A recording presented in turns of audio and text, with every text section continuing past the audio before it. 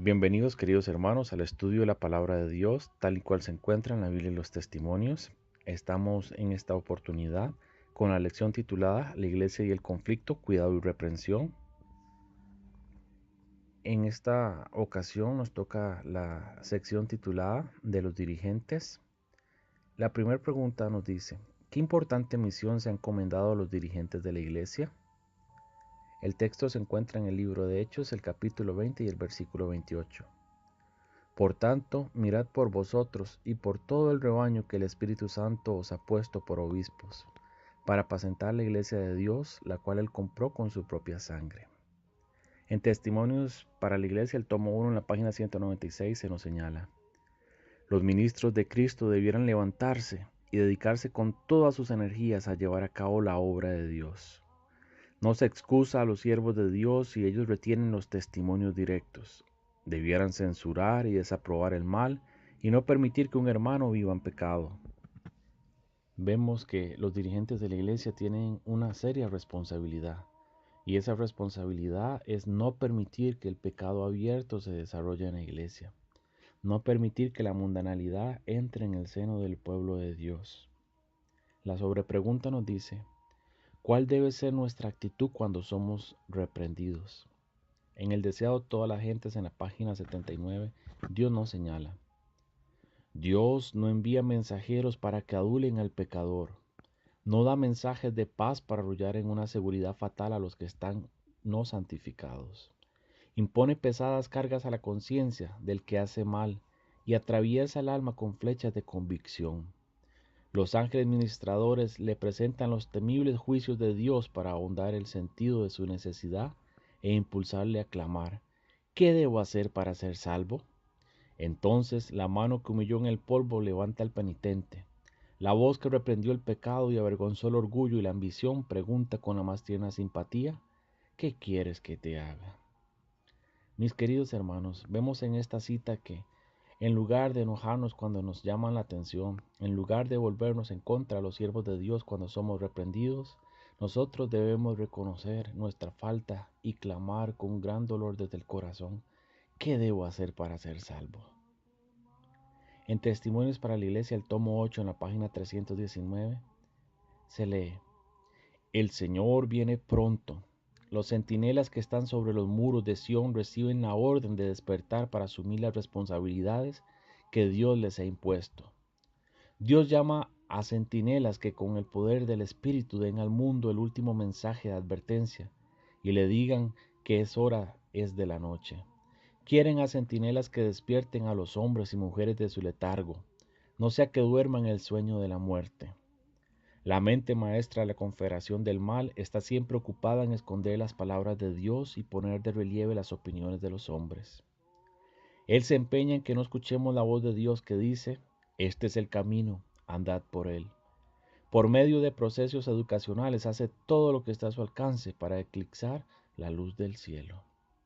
Hermanos, no permitamos que nuestra salvación sea perdida por seguir en un sueño. No permitamos que por estar en pecado al final tomemos por inmunda la sangre del Hijo de Dios. La siguiente pregunta nos dice: sin embargo, ¿qué sucede con muchos? El texto está en Isaías 56, versículos 10 y 11. Sus atalayas son ciegos, todos ellos ignorantes, todos son perros mudos que no pueden ladrar, somnolientos, echados, aman el dormir. Si ellos son perros comilones, insaciables, y son pastores que no pueden entender todo lo que ellos miran por sus propios caminos. Cada uno busca su propio provecho, cada uno por su lado.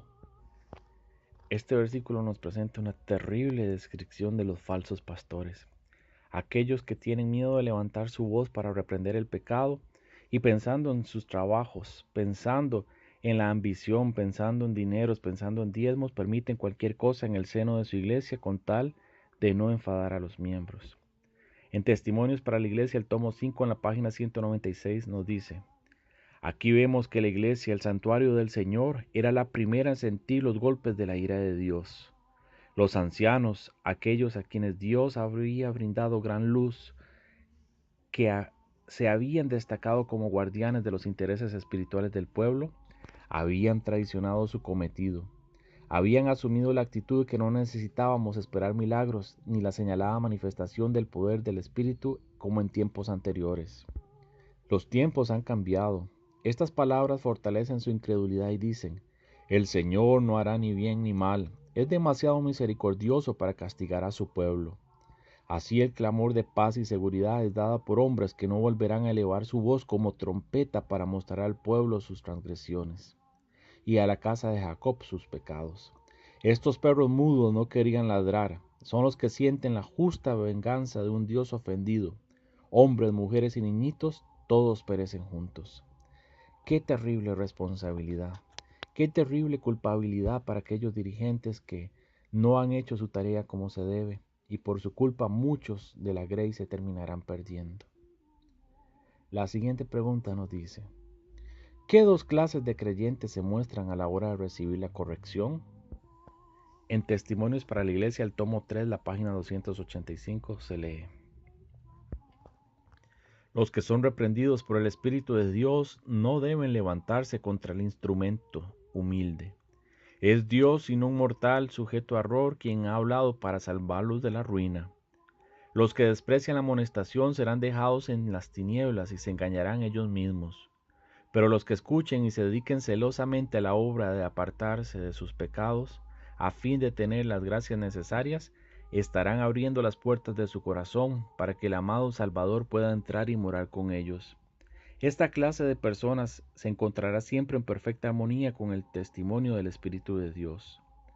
Los ministros que predican la verdad presente no debieran descuidar el solemne mensaje dirigido a los laodicenses. El testimonio del testigo fiel no es un mensaje suave.